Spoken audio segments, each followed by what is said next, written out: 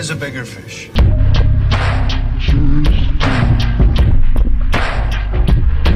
Hi y'all, Brewmaster here. If this is your first time coming to the channel, welcome.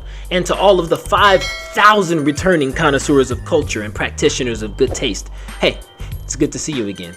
Today, I have a string of interesting news stories that are less like stories and more like pigments.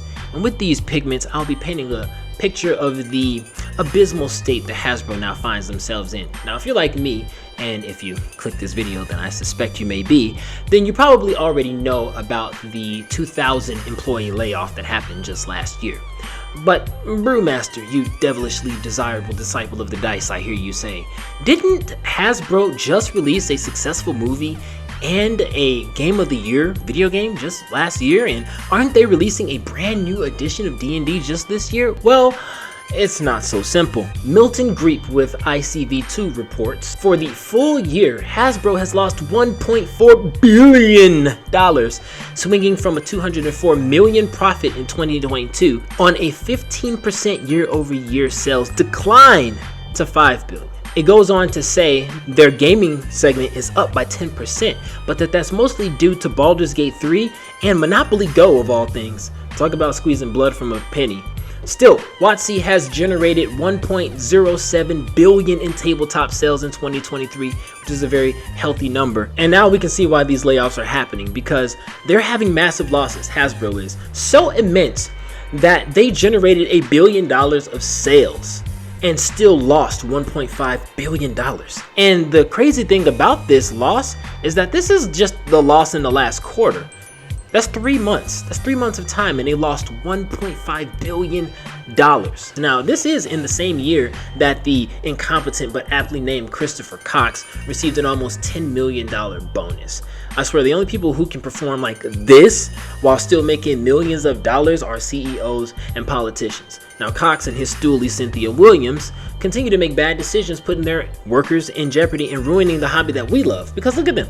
You know that they aren't playing D&D. Now, they'll laugh it off in front of the investors, but the effect of these 2,000 layoffs is being felt in the numerous cancellations and delays. Matt Basil reports that the release date of One D&D has been delayed until February 2025, and even goes on to say that these books are not dropping all at once.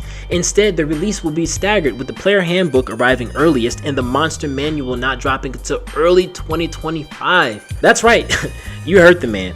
They're releasing the new edition of D&D, you know, the edition that's not quite a new edition and has been getting pretty lukewarm reception with playtesters. They're going to release that piecemeal and release the monster manual, you know, the book that the game master uses to populate the game world with monsters from the D&D setting. Yeah, they're going to release that next year. Now, could it possibly be because they've laid off their entire book department?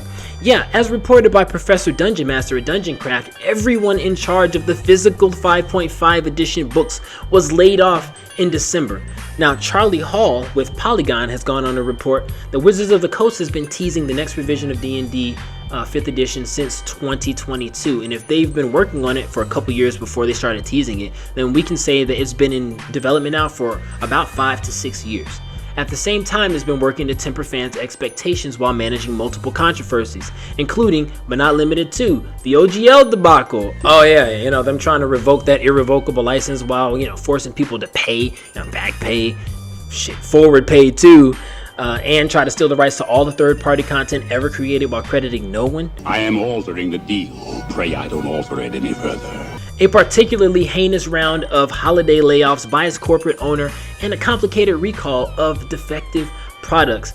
And that is actually referring to the Deck of Many Things, which WotC planned to sell for $110 US, except that the product was so defective that reviewers couldn't even review the product. And it's a sad day, my friend, when a company that primarily sells cards can't even do that properly.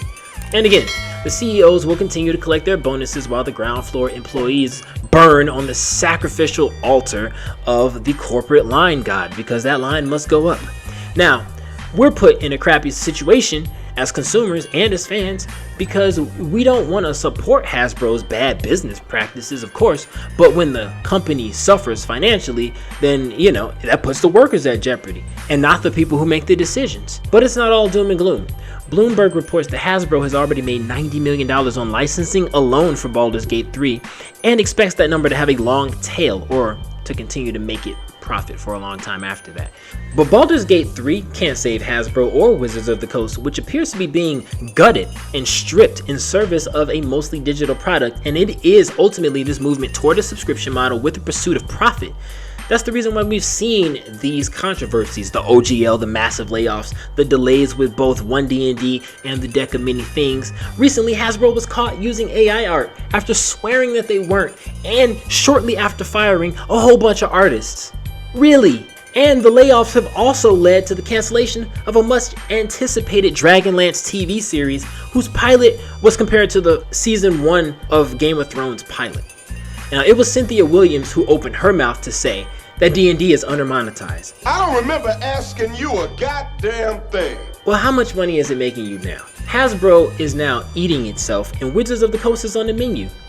I choose to see this as a lesson on greed and malcontentedness, because Wizards of the Coast, you had the audience by the heart. You had the heart, you had them by the balls, and you chose to crush all three for the sake of one more yacht. So when I see stuff like this, it makes me think that the people who are running the show are really, they're out of touch at best. At worst, they're flat out idiots. And they think that all of us are idiots. You know, they break their promises, they change their deals, they treat their own workers like crap, like garbage, really. They cancel, they pivot, they delay. Yet they still put out items for pre-order. Like there's any faith that what they're going to be releasing is any good after they just fired all their artists, all their writers, and all their game designers. It's the lack of faith in Wizards of the Coast that is already driving players to other games, to other systems, to other companies that actually respect the paying customers. So yeah, you know, Ben Riggs, I respectfully disagree. I don't think that the golden age of TTRPGs is dead. It's not dead. But the golden age of D&D, that's a whole other thing. But thanks for watching all the way to the end of the video. Please, please, please join our other 4 patrons on Patreon and help support the channel. Subscribe and like the video if you do like it. Dislike it if you don't. Peace.